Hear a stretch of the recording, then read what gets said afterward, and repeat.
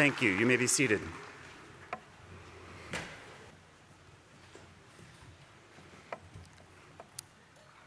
I am Greg Garrett, a proud alum, a Bates parent, and chair of the Board of Trustees at Bates College. And I have a distinct pleasure of serving as your host for this morning's proceedings. On behalf of the Board of Trustees, I welcome you all to the long-delayed, much-anticipated inauguration of Garry W. Jenkins.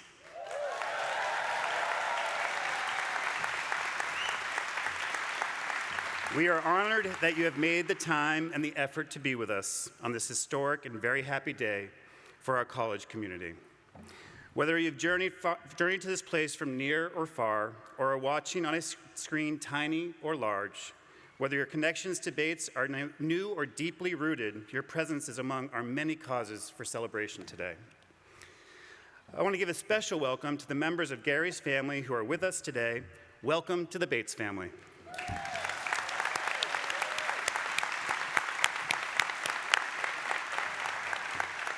And welcome to the state of Maine, the governor of the state of Maine, Janet Mills. Governor Mills, we are so honored to have you with us.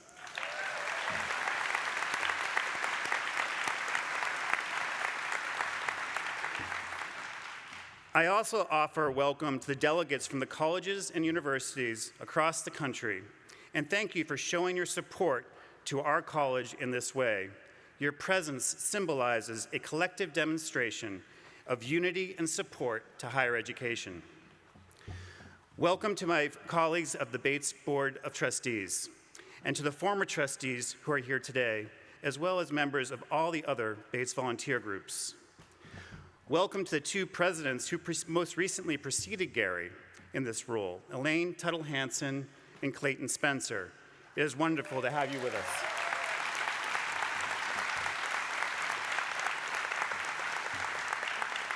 Welcome to the college's staff and faculty, to the faculty, emeriti, and retired staff, and welcome to our students and our alumni whose relationship to one another and to the college sustain and inspire us.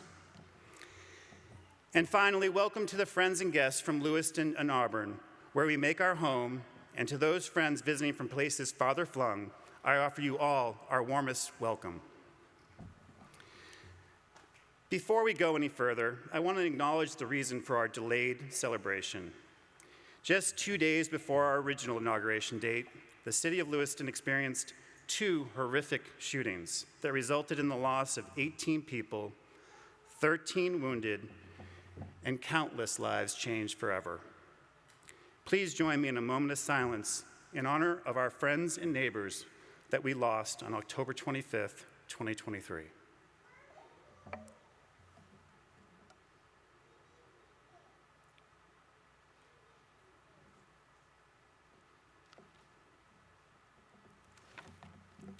Thank you. It matters that we give time and attention to celebration like today's, that we gather, put on our academic finery, and engage in this ritual with all the pomp and circumstance, to acknowledge our shared history and set our combined sights on the path ahead. Like the road that brought us here, like the next steps we will take, all that we do it in the spirit of collectivity and community. And it is in this spirit that I now invite representatives from many communities that are part of Bates and of which Bates is part of to bring their greetings to our president. I am pleased to introduce those who will offer greetings to President Jenkins. From the students, Dhruv Chandra, a junior from Calcutta, India, and Rebecca Anderson, a senior from Boone, North Carolina, the co-presidents of the Bates College Student Government. From the faculty, Mary T. Rice DeFoss, Professor of French and Francophone Studies. From the staff, James L. Reese, Associate Dean for International Student Programs. From the alumni, Kevin Moore, Class of 1993 and President of the Alumni Association. From the community, Carr Shalene, Mayor of the City of Lewiston, and Jeff Harmon, Mayor of the City of Auburn. And from the Academy, Wendy Raymond, President and Professor of Biology, Haverford College.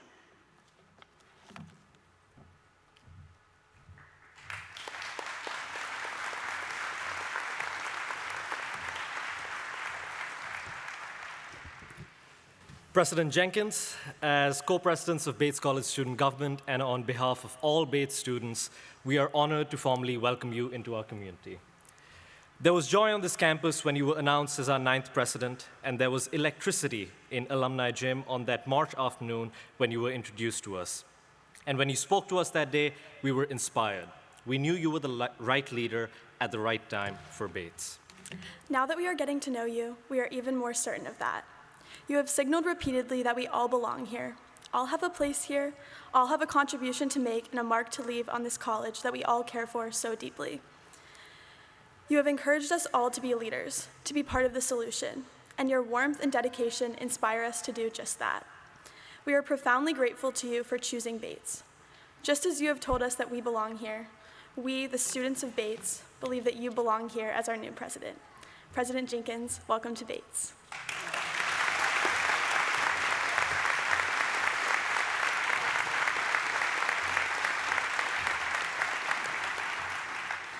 Welcome, bienvenue. I bring the greetings of my faculty colleagues with all the enthusiasm and support that you've already shown for the work we do here at Bates.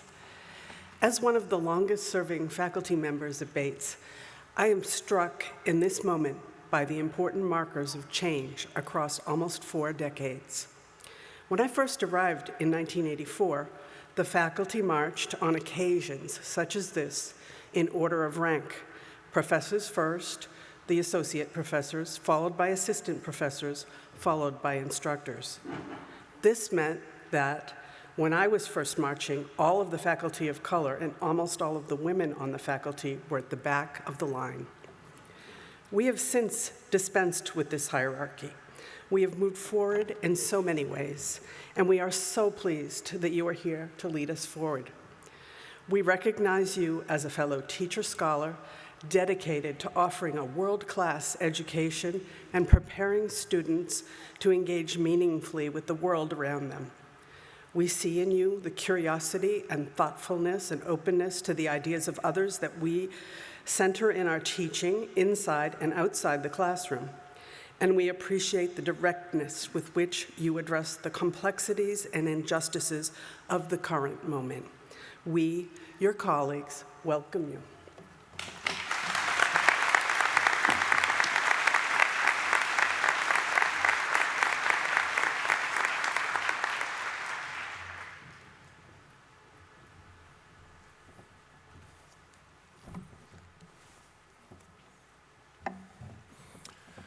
Good morning, distinguished guests and community members.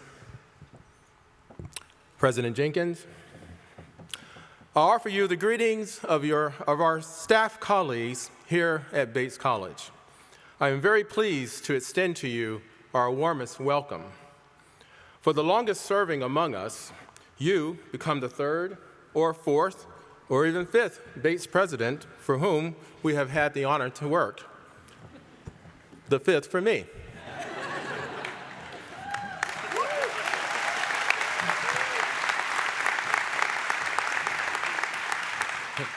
Thank you. It's been an honor and a privilege.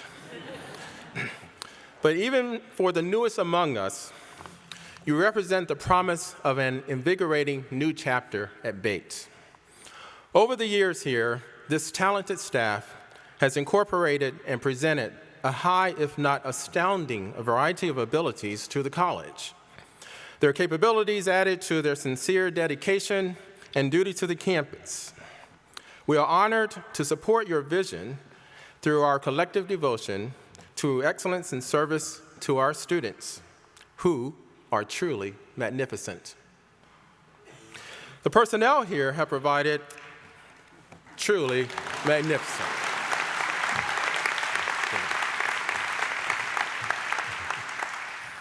The personnel here have provided focused and sincere effort, only outdistanced by the visions of each person to have this community attentively adhere to the college's mission.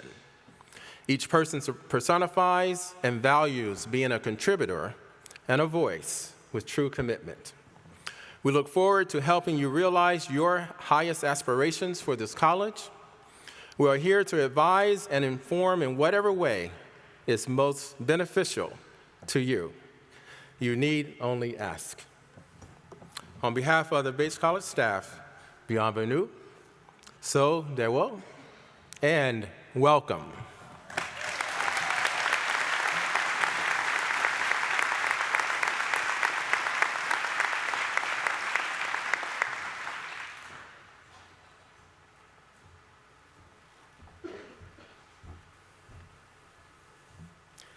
President Jenkins, there is a community of 27,000 engaged, dynamic, and accomplished alumni of Bates College who embody our motto, ardor and devotion.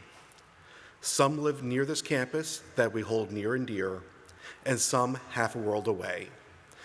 On their behalf, it is my distinct honor to say, welcome to Bates. We have been delighted to see you discovering the things that make Bates so special. The roar of the crowd at Garcelon Field, the joy of a cappella concerts, the happy hum of mealtime chatter in Commons, the impressive research being conducted in the new Bonney Science Center, the sense of peace that comes from walk across the quad on a glorious autumn day. At the time of your appointment, you said, "Everything about Bates resonates with me." We take great pride in what makes Bates such a special place. We love our alma mater. And we are thrilled that you have chosen to join us and lead us forward. As I imagine you are finding already, the college matters immensely to us, and we are deeply invested in its continued strength and success. Call on us whenever we can be helpful. We stand ready to assist in whatever way we can. This is truly a great day to be a Bobcat. Welcome.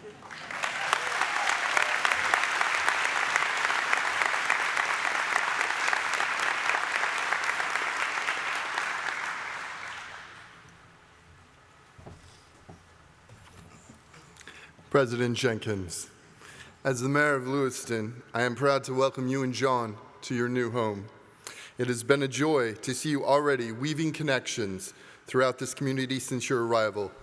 From walks around the neighborhood to attending community events to enjoying dinners at our downtown restaurants, we have been delighted to watch you discover what we all know, that Lewiston is an amazing city. And we were grateful for your partnership and outreach to our community during and after the tragic events of October 25. Amidst those dark times, you emphasized the strength of our collective support network, reminding us that our most valuable resource is our connections with each other.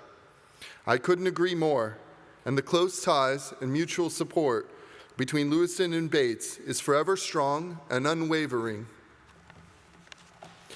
The stories of this city and this college have been intertwined for over a century and a half. Our strong futures will continue to depend on that close relationship. We're excited for you to keep exploring our wonderful city as you continue supporting your students, faculty, and staff in their community engagement and citizenship.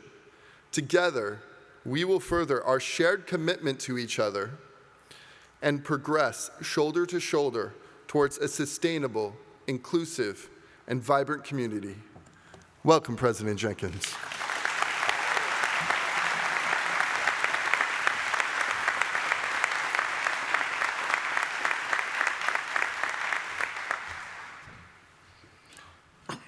President Jenkins, I bring greetings from your neighbors across the Androscoggin River, the city of Auburn. Welcome to our community. As I am certain you have found already, people in Maine say Lewiston, Auburn, in one breath.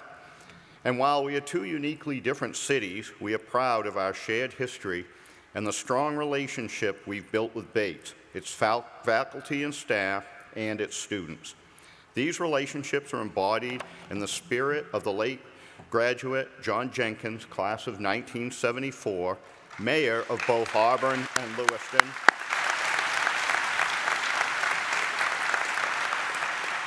and a champion of our entire community. We are proud to host your students as they conduct field research, participate in community-engaged work, and as they seek reprieve from their studies at Taylor Pond, Mount Appetite, the Riverwalk, or Lost Valley. We hope to see you out there with them. and we look forward to working with you in the months and years to come. Welcome to Maine, welcome to Auburn, welcome to Bates.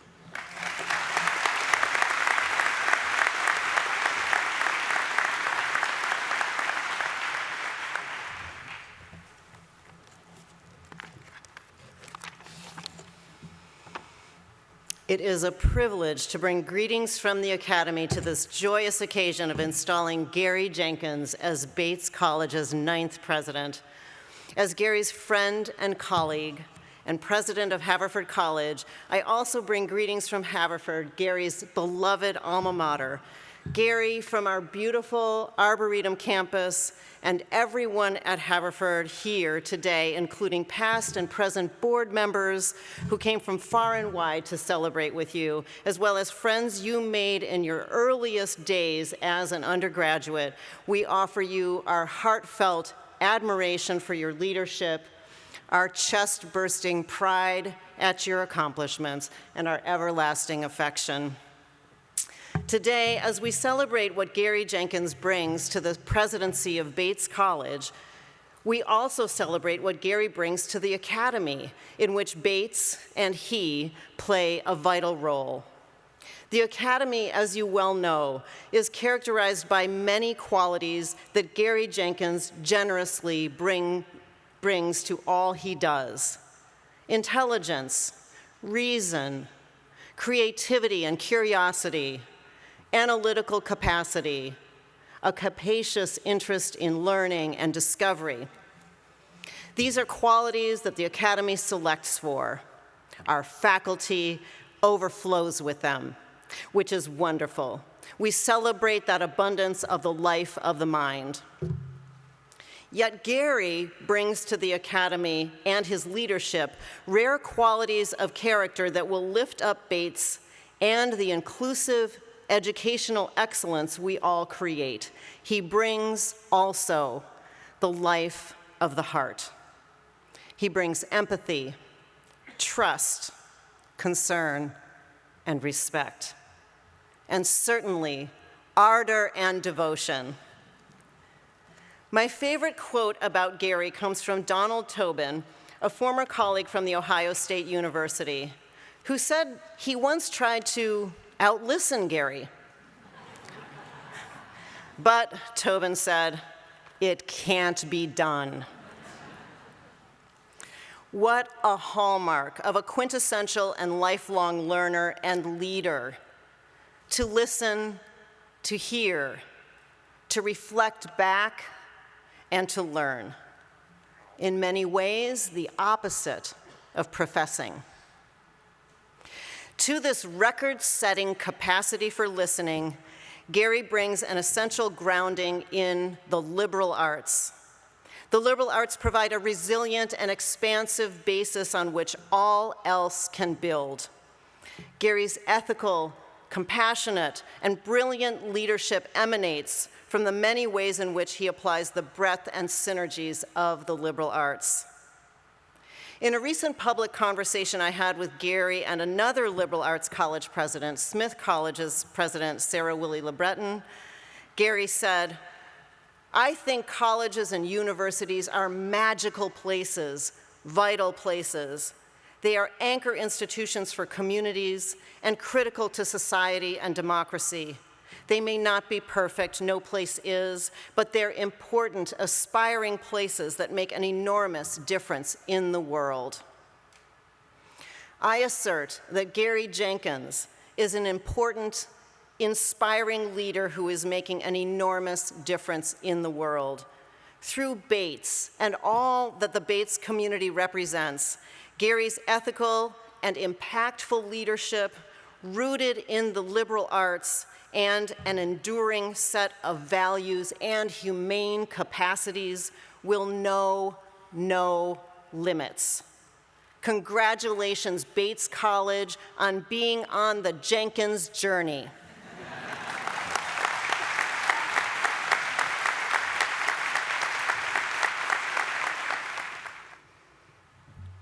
To formally introduce Bates President Garry W. Jenkins, we welcome Joan T.A. Gable, Chancellor of the University of Pittsburgh.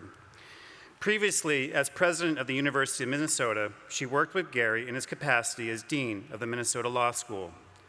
When Garry was first announced as Bates' 9th president back on March 1st of 2023, she called him an invaluable partner, citing his innovation, creativity, and collaborative leadership. She said, "Garry cares deeply about the communities he serves and has proven a powerful force in amplifying diversity, equity, and inclusion."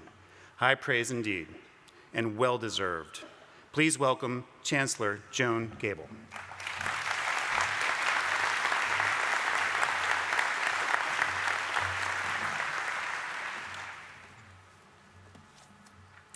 Thank you. I am honored to join you as we celebrate the inauguration of Garry Jenkins as Bates College's 9th president.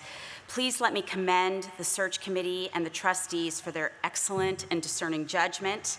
You could not have made a better choice for an institution so steeped in history, so deep in reputation, and so vibrant in its momentum. So while Garry Jenkins' scholarly and professional accomplishments are extensive and very well described in your program, I have the honor of introducing him as a colleague and as a friend. Garry Jenkins and I have similar roots. Both of us attended Haverford College, where we experienced firsthand the transformational impact of a student-centered liberal arts education and the way in which community nurtures excellence. But Garry is just a smidge younger than me, so we did not meet until I became president of the University of Minnesota.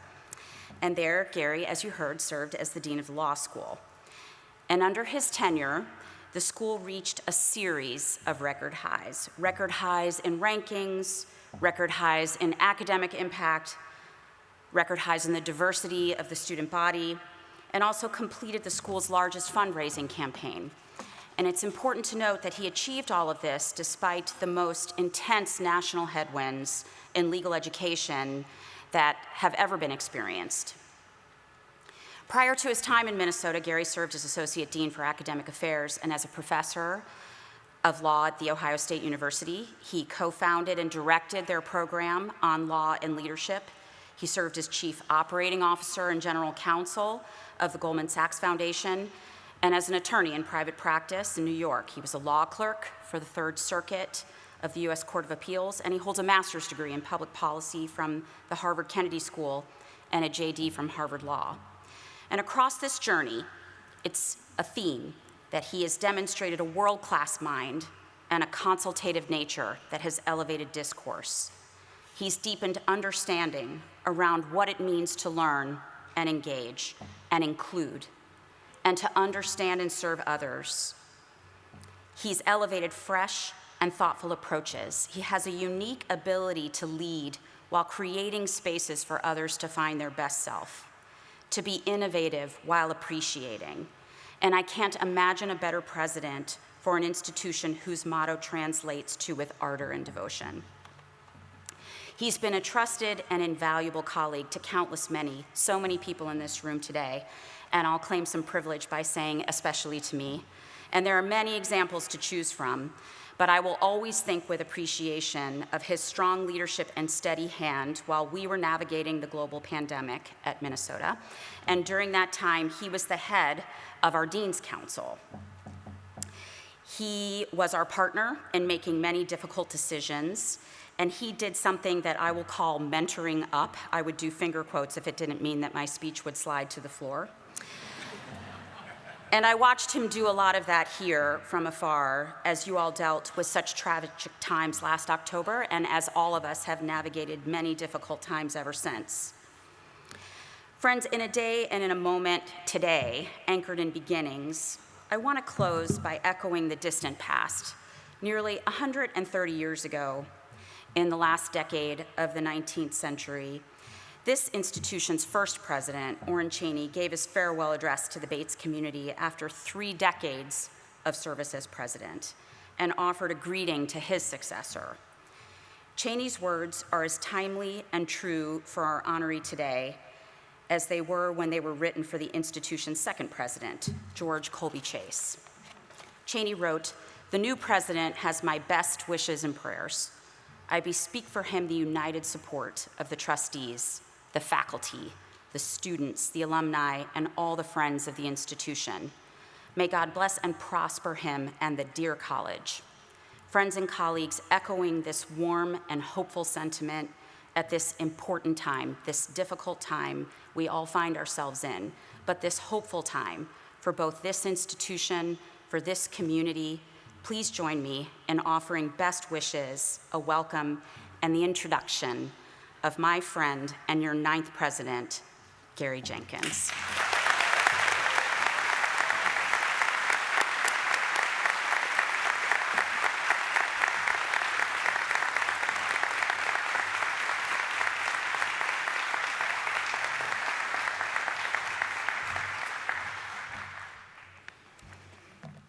Thank you, Chancellor Gable. 169 years ago, in the late winter of 1855, the Maine legislature was nearing the end of its session. Orrin Cheney's hope to secure a charter for a new institution for those who long for an education but are without the means of obtaining it seemed doomed. The Senate chairman told Cheney, "Your bill will not pass." Yet Cheney persisted. He insisted on the value of his cause and shared it with all who would listen. And finally, on that last day of that session, the legislature approved the charter. Cheney personally walked the bill to the governor's office. As the story goes, the governor looked up from his work and said, "Well, Mr. Cheney, have you a bill there you want me to veto?"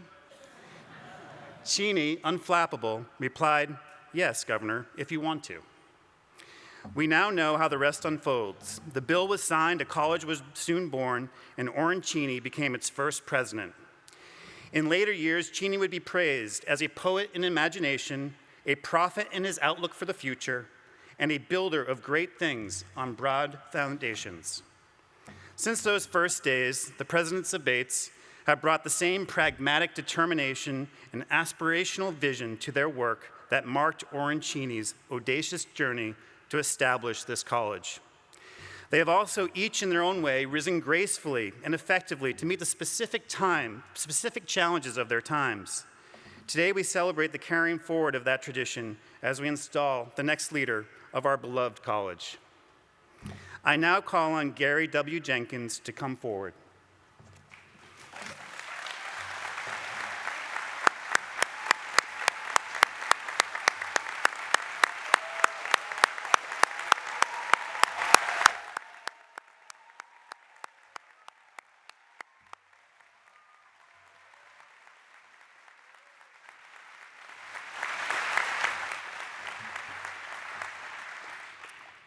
Garry W. Jenkins, on February 27th, 2023, the Bates Board of Trustees voted unanimously to elect you as our 9th president of Bates College.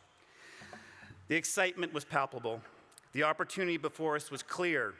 With profound respect for your experience as a leader and an innovator in higher education, admiration for your deep understanding of and love for the liberal arts, and faith in your vision for Bates, we were proud and humbled to invite you to lead our college.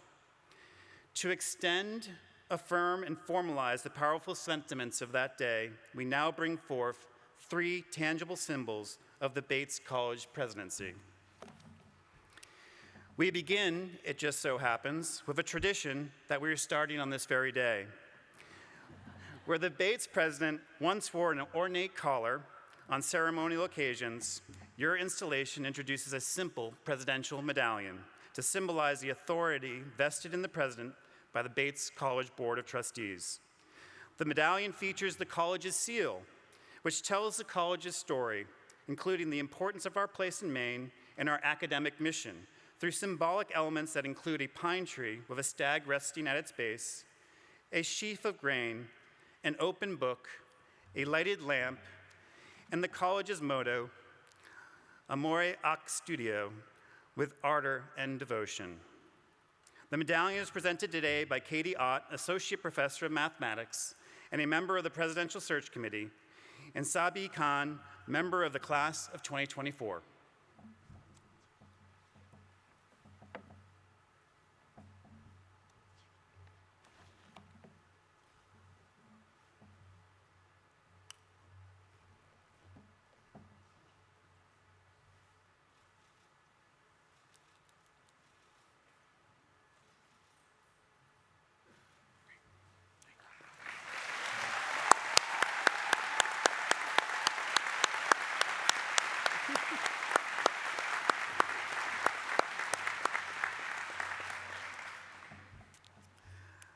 The second symbol, the record book, contains the minutes of the corporation's first meeting and is handwritten in the flowing script of Orancini. The record book represents the longevity, high aspirations, and historical legacy of Bates College.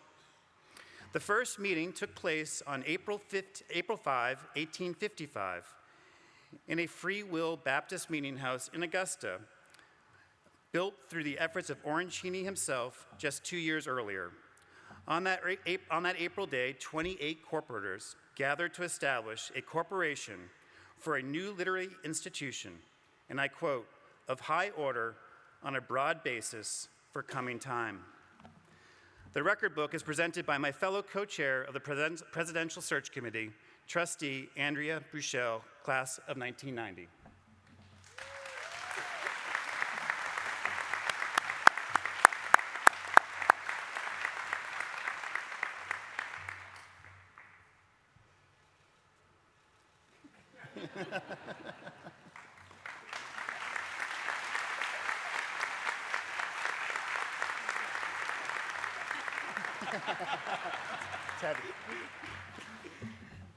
The third symbol, the keys, represent the authority of the president. When Orancini stepped down as president of Bates in 1894, he handed the keys to the Maine governor, who then passed them to Cheney's successor, George Colby Chase. The keys are presented by Susie Natras, Electronic Access System Manager.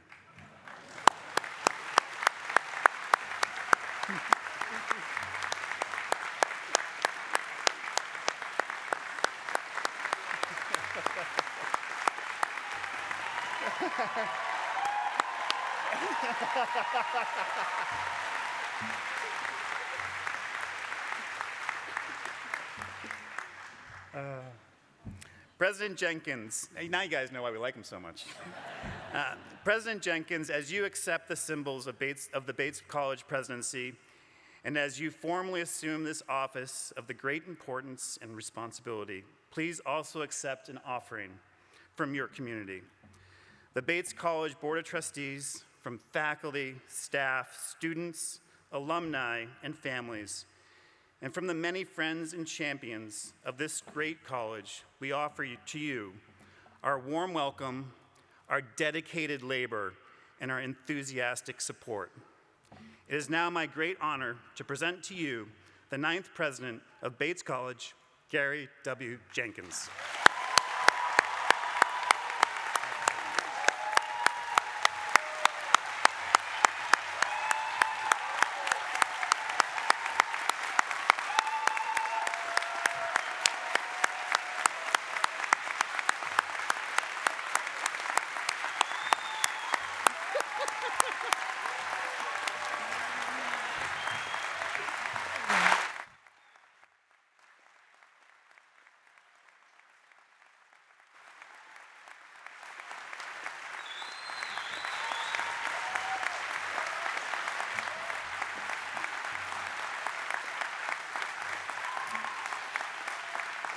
Thank you.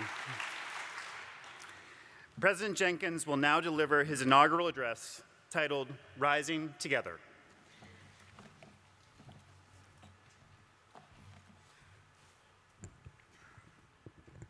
I'm a little shorter here. Good morning. What a joyful day.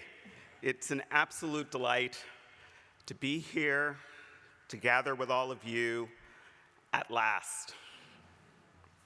Today, we actually celebrate the amazing, historic, and life-changing Bates College. Thank you, Greg, for this and for all that you do for Bates every day.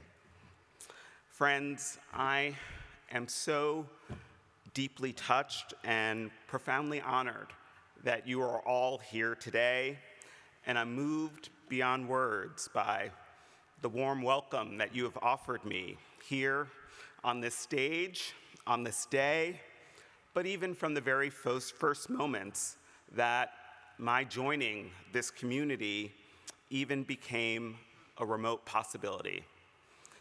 This place, our college, is a place of warmth and welcome, and you have made that abundantly and beautifully clear. And for that, I thank you. As Greg noted earlier, you all surely know that today's ceremony was originally meant for earlier this academic year on October 27th. And with him, with all of you, I too remember all those whose lives were lost or who suffered injuries here in our hometown of Lewiston on October 25th. And I honor them and their families. I also honor the helpers, the police officers, the first responders, the medical professionals, which included 3 Bates EMS students, the many who jumped in and reminded us how strong and caring we are as a community. And I honor our community and region, all those whose lives were touched in some way by that horrible day and the 3-day lockdown that ensued, all who helped us navigate collectively an unimaginable crisis and who have helped us heal. There was tragedy in the events of late October, but there was also grace and beauty in the response. I know that this community will hold both of these truths as we continue to move forward into the future, and move forward we will, stronger, bolder, and more resolute.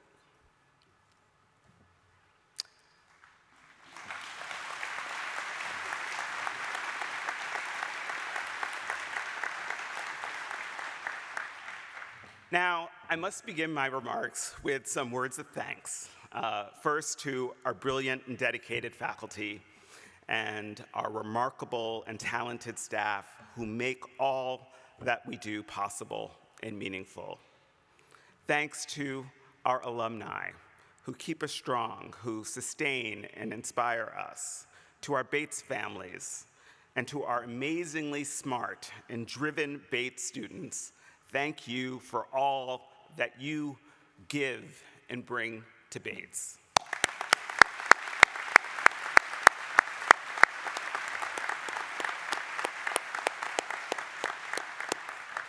To Governor Mills, who's here, it means so much that you're here with us in Lewiston today, and I'm honored and excited to work with you in the future to advance the great state of Maine. To the delegates and representatives from near and far, thank you for being here. Our institutions of higher education are today more important than ever. Now, a celebration like today's doesn't just come together on its own. And in this case, people moved mountains to make it happen in October and had to move them yet again to make them happen in May.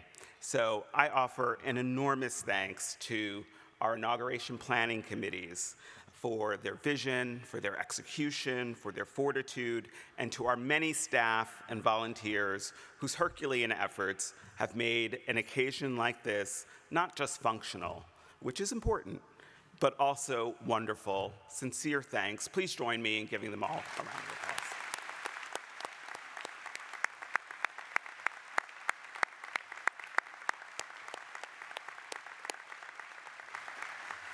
I also want to express gratitude to the Bates presidents who have most recently preceded me for their personal support, their encouragement, and their institutional leadership.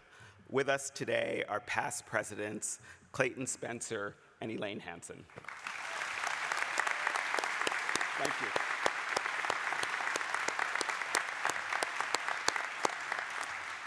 And thanks to Don Harwood, who was unable to travel to Maine, but I know he's watching on the live stream. So we welcome you and thank you and acknowledge you too, Don.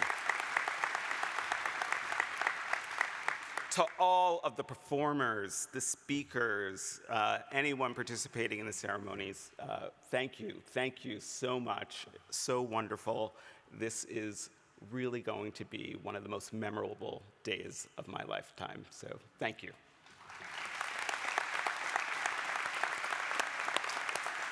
And special thanks to President Wendy Raymond and Chancellor Joan Gable. I'm beyond grateful for those touching words, but for your friendship, your mentorship, and for carving out time in the absolute busiest time of the year to be here in Maine this weekend. And also, I appreciate just a little bit of perjury to make me sound good in front of this audience here. To the Presidential Search Committee and to the Board of Trustees, thank you. Thank you for putting your faith in me, especially our search co-chairs, Greg Arrett and Andrea Bushell, as well as former board chairs, John Gillespie and Mike Bonney. Thank you all for your incredible leadership and support before, during, and after the presidential transition. I am inspired by all that you all do for your alma mater.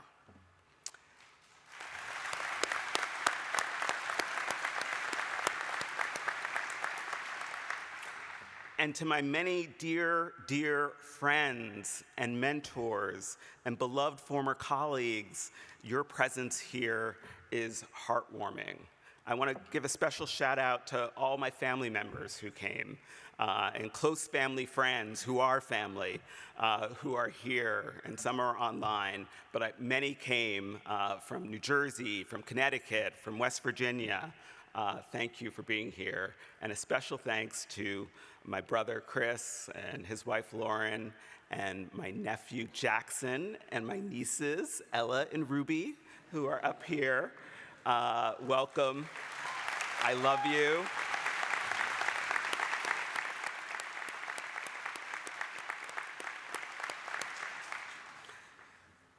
But words could barely capture how extraordinarily grateful I am to my husband, John, for his encouragement, his brilliance, his support, his willingness to embark on this new adventure with me. John is a wonderful teacher scholar in his own right, and he has slipped into the role of Bates's first friend extraordinarily well and easily.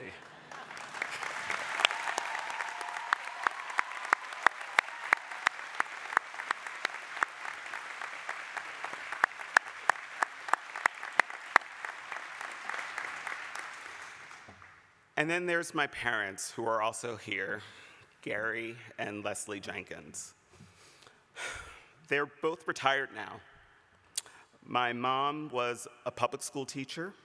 My father was a computer programmer and a community college instructor. My parents instilled in Chris and me a belief in the power of education, the importance of thinking for yourself, and the value of building and supporting community and community around you. They worked long hours, and they sacrificed to provide the two of us with every opportunity, especially when it came to education.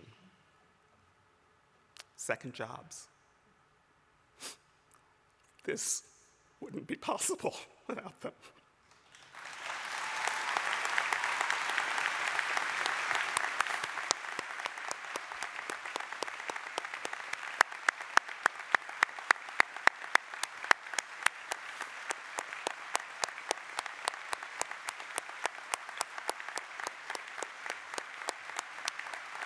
Love you.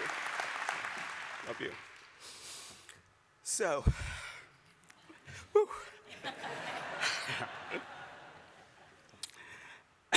So the end of the academic year is nearing. But in the broader context, this day actually represents an exciting beginning. and it celebrates also some historic firsts. And I feel intensely the weight and the honor of standing before you today embodying many of those firsts. In many ways, a rarity in higher education, particularly higher education leadership.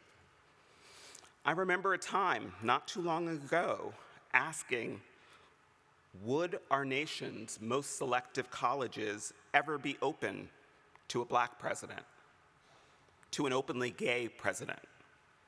Would that be possible? Was that a dream too big? And I'm glad that today, with places like Bates in the world, and with people like those who make up this community, no dream is too big.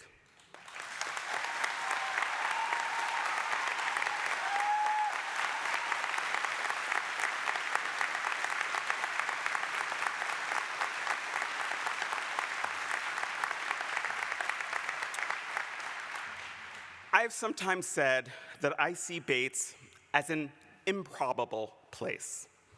On the one hand, Bates is improbable in the sense that any residential small liberal arts college is improbable.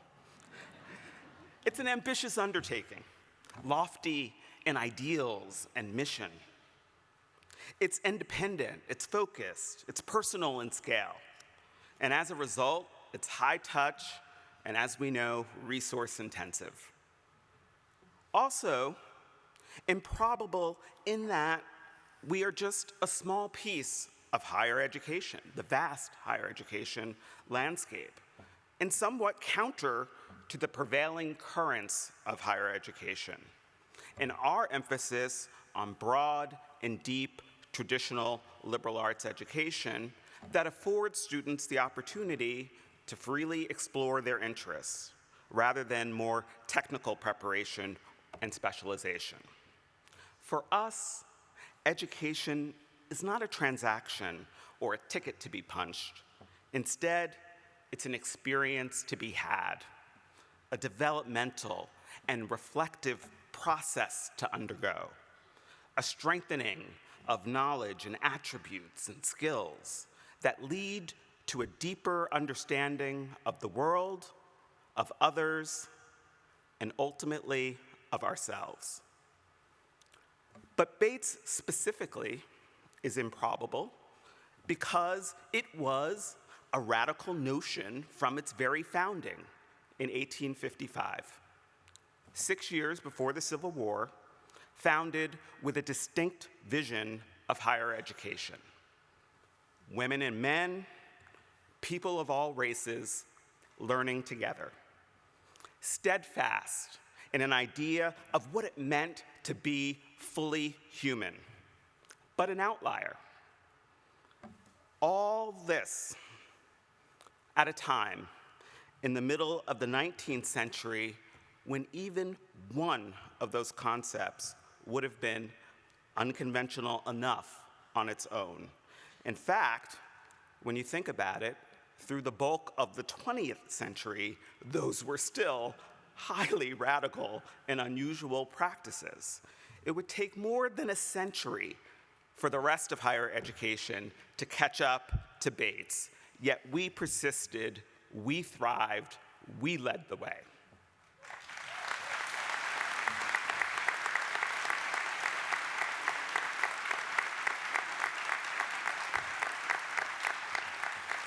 So yes, improbable, and yet in improbability, there is great potential. And I see potential everywhere at Bates. I see it in the depth and breadth of intellectual ambition that knows no limits. Our faculty are working at the forefront of their fields, breaking new ground and creating new knowledge that expands and improves understanding and the human experience. They are able to draw upon their training and talent and expertise because Bates is a place where both research and teaching are valued. These things rise together. They are mutually reinforcing.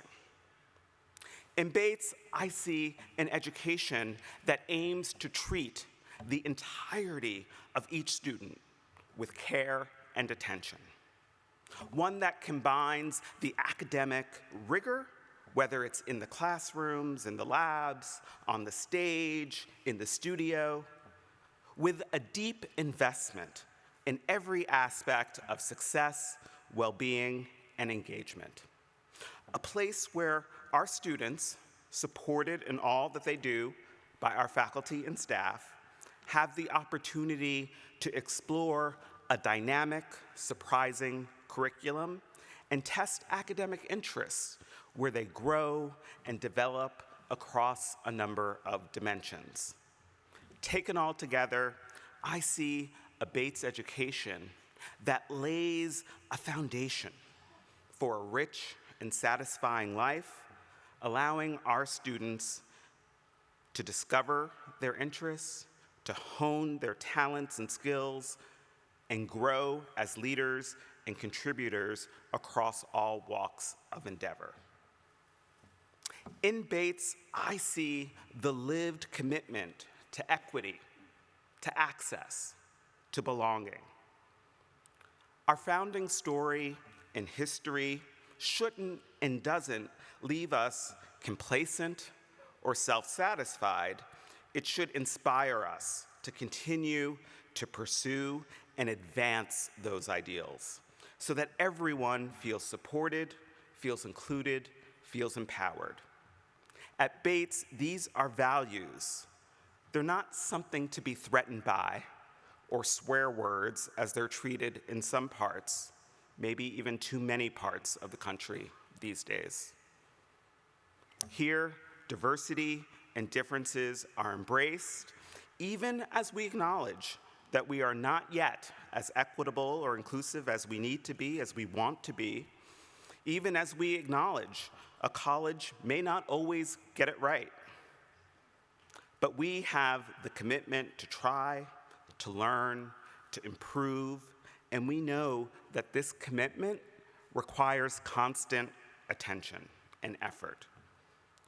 Yet, the essential truth remains that at Bates, there is room for everyone, regardless of race, ethnicity, religion, sexual orientation, gender identity, political or ideological viewpoint or background. As long as you respect what others bring to the table, it's all of us at that table.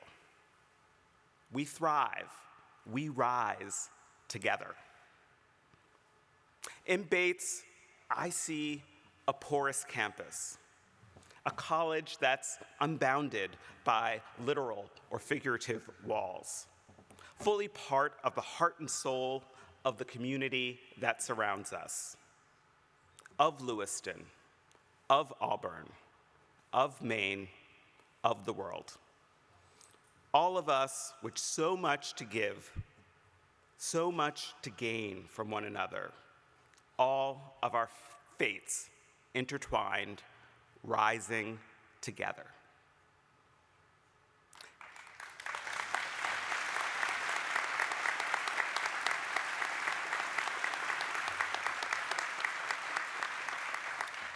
In Bates, I see leadership at work, leadership in action, leadership modeled and taught and cultivated so that it could be taken out in the world and deployed for the greater good, lifting us all.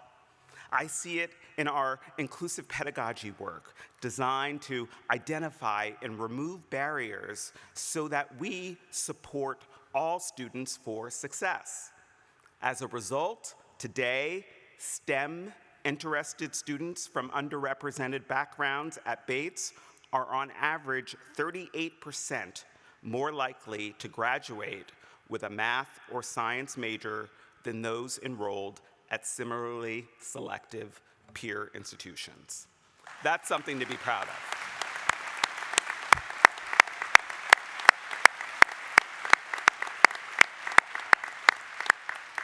Potential leadership are at the heart of our pioneering Center for Purposeful Work, which helps students connect the liberal arts to the lives of leadership and meaningful work opportunities during and after Bates.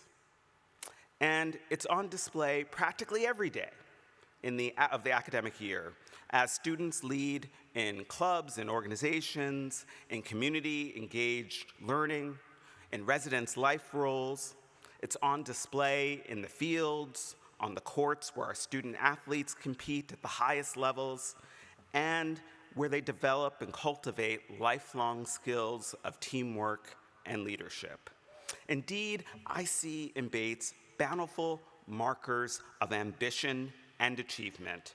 Bates has an outstanding record of placing students in top graduate programs, sending alumni to leading medical schools, law schools, business schools, to PhD programs across a variety of fields, as well as noted graduate programs in social work, journalism, and public policy, in engineering, education, and divinity, in public health, dental, and veterinary medicine, in architecture, design, and creative writing, and so many more disciplines.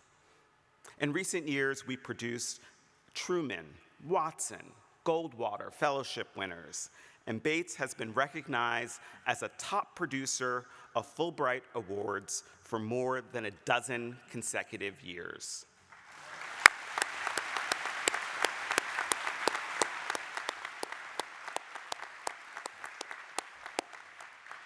Now, am I bragging? If so, I brag for all of us. There's so much to be proud of. But how did we do it? We did it together. Bates just radiates potential, reaching and stretching and developing into an even mightier version of itself. But it also instills a sense of potential in those who work and study here, a sense that you can find meaning, find purpose.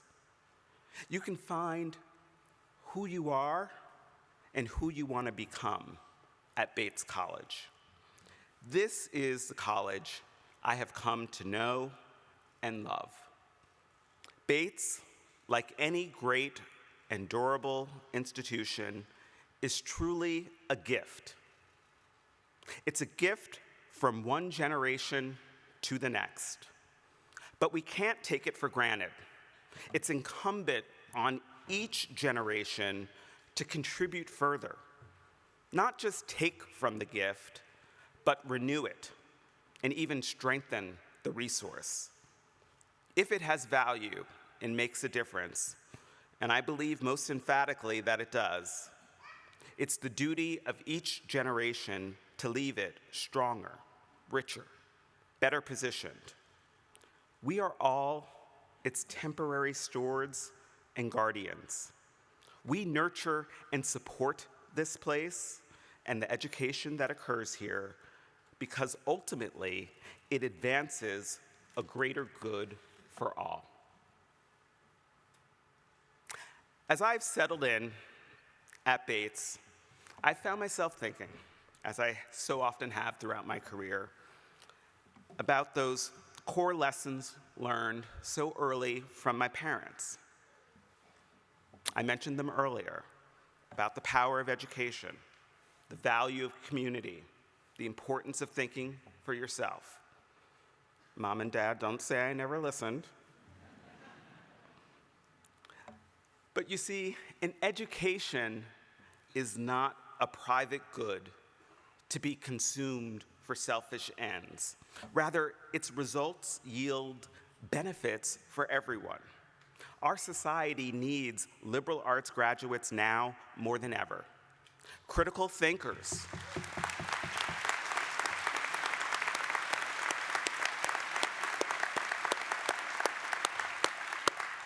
Critical thinkers who listen, question, and connect. Lifelong learners who think freely and across boundaries. Artistic visionaries who create and preserve beauty in the world. Curious minds who investigate and experiment to discover truths.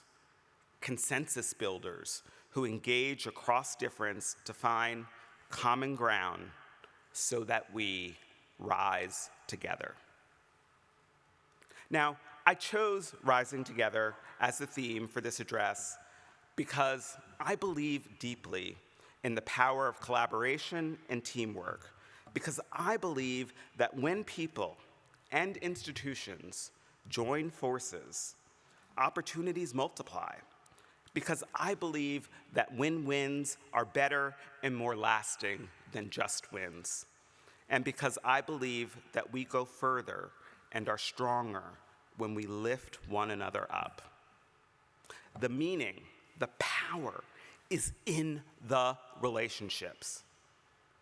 Relationships between student and faculty learning together, between college and community, knowing that they are forever bound by a shared destiny.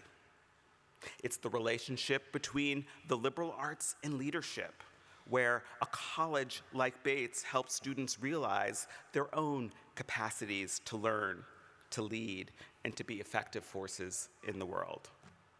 The power of the liberal arts is also in the relationship between democracy and higher education.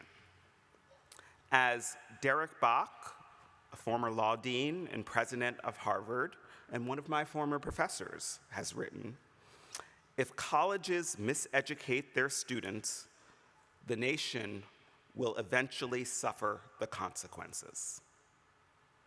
Accordingly, we need higher education to help students gain facility in communication, analysis, civic engagement, critical reflection, the appreciation of the arts and humanities in society, and in considering the moral and ethical dimensions of our choices. If we do a better job in developing those skills and habits, and I think we do at Bates, our students benefit, and so does democracy. They rise together.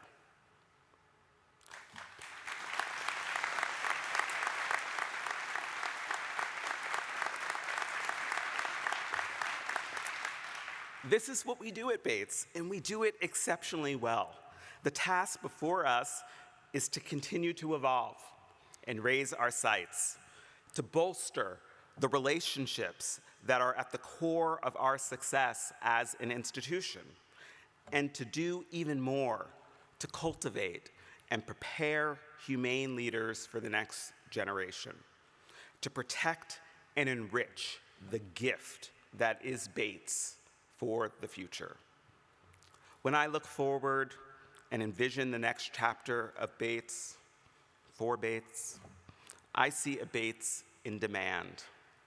I see a college leaning in to its academic strengths. I see a fiscally strong Bates. I see a Bates that's an employer of choice. I see a Bates that is thoughtful about outcomes and leadership development for its students. And I see a Bates that embraces its own role as a leader in higher education. And I hope you see it too. 4 cornerstones will guide our work and propel us forward in service to both Bates and the world. The first is innovation. As I mentioned earlier, Bates has been an innovator from its founding. That spirit threads throughout our history up through the present moment, where Bates is a model for inclusive excellence, our approach to life and career, for our environmental stewardship, for embracing optional testing and admission 40 years ago, for integrating theory and practice in the liberal arts through short term. As we move into our next chapter, we will need to draw on that innovation and flexibility to fully take advantage of our personal scale, to heighten even further the power of collaboration, and to meeting changing student interests and enrollment needs. We will preserve the intimacy of the Bates education, marked by a truly competitive student faculty ratio to ensure the kind of robust interaction and active mentorship that is our promise. The second is opportunity. As we all know, attending an elite college or university places a significant financial burden on families. We want to educate the most promising students from a wide range of backgrounds. We want Bates to be a place of opportunity for all, and we will continue to open the doors of opportunity wider to highly talented students from all backgrounds, geographies, and family incomes. Access and opportunity also mean equalizing the experience and ensuring that students can fully take advantage of all that Bates has to offer and fully thrive during their time here. We need to better understand the hidden cost of being a student at Bates and think about addressing barriers to opportunity that are not necessarily covered by tuition.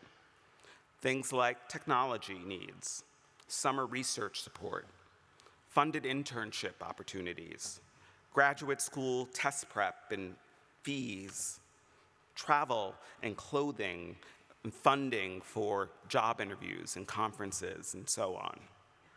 We don't want any of the great students we work so hard to recruit and identify to walk away from Bates or not fully realize the transformative opportunity we provide because of the lack of support. Third cornerstone, leadership and well-being. We need to attend to the entire student experience, especially when it comes to leadership development and supporting well-being. In the years ahead, we must focus on thoughtfully and intentionally preparing our students to lead and serve for the benefit of industry, disciplines, organizations, and communities. This will involve taking a good look at how we invest in those areas that help students grow, that nourish and sustain habits and practices that support a healthy and well-rounded life, that build character, that help students become leaders in all walks of life, particularly in our co-curricular programs, in athletics, fitness, and wellness, in the arts, and in community-engaged work. And the fourth cornerstone is civic engagement. American institutions of higher education are essential to democracy and communities. The work of equipping emerging adults for the responsibilities of citizenship with an understanding and development of the skills of civil discourse, constructive dialogue, active listening, respectful debate, openness to different viewpoints, negotiation, and collective problem solving has never felt more pressing. In advancing this work, we help to uphold all of higher education as a public good in service to society and democracy. And no college or university is an island unto itself. We are anchors of our communities, and we must therefore model civic engagement. I spoke before about the intertwined fates of Lewiston, Auburn, and Bates College. We will strive to deepen those connections in even more substantive and rewarding ways for the benefit of all the people who live and work and study on the shores of the Androscoggin.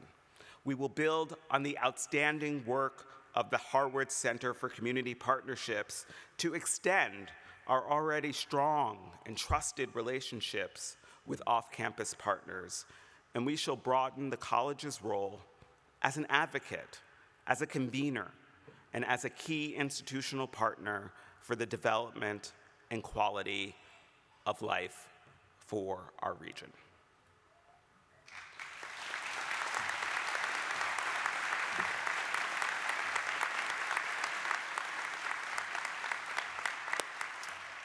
I believe we can do all of these things and more. We will need to recommit our energies and resources, our generosity and patience, our creativity and courage. It will also require further growth of our endowment and striving for financial standing and security that allows us to fulfill our highest aspirations. But whatever we do, we will do it together, through joint vision, through joint imagination, through joint labor. And in so doing, we will help make it so that Bates is even stronger and more distinguished at its 175th anniversary, a mere 6 years away, but also its 200th and its 300th. As we sustain Bates's momentum, enrich the Bates experience, and capitalize on Bates's special history and culture, we will write the next chapter of our improbable story together.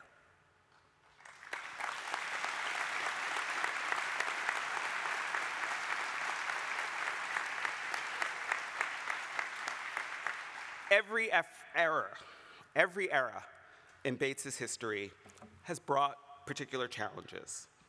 Today, we all read the same headlines. We know the world is in conflict, in need. Violence, extremism, insularity, hateful rhetoric are all too present. Higher education is under attack. It's vulnerable to government interference. The very value of a college degree is questioned in some quarters. The challenges won't stop coming. History teaches us that. But it also teaches us that Bates is capable of addressing the challenges of the moment, able to anticipate the demands of the future, and poised to be a leading voice in higher education. We know this because of what Bates was, what Bates is, and what Bates promises it can be.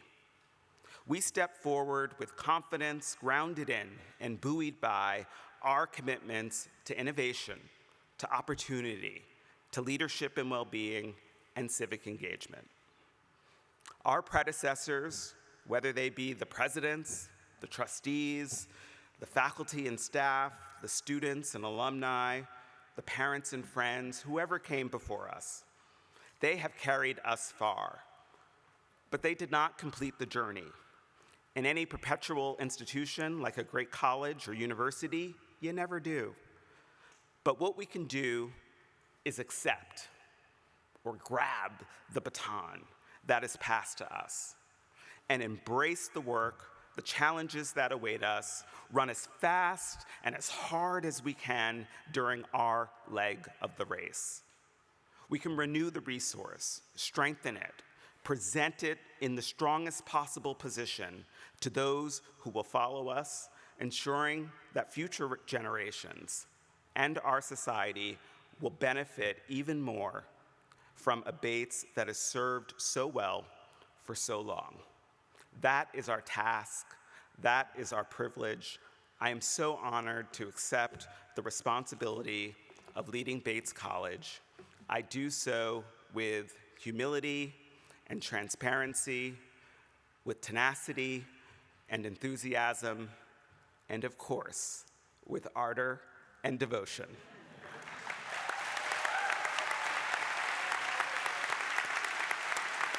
Thank you. Thank you. I can't wait to see what we all do to help Bates rise together.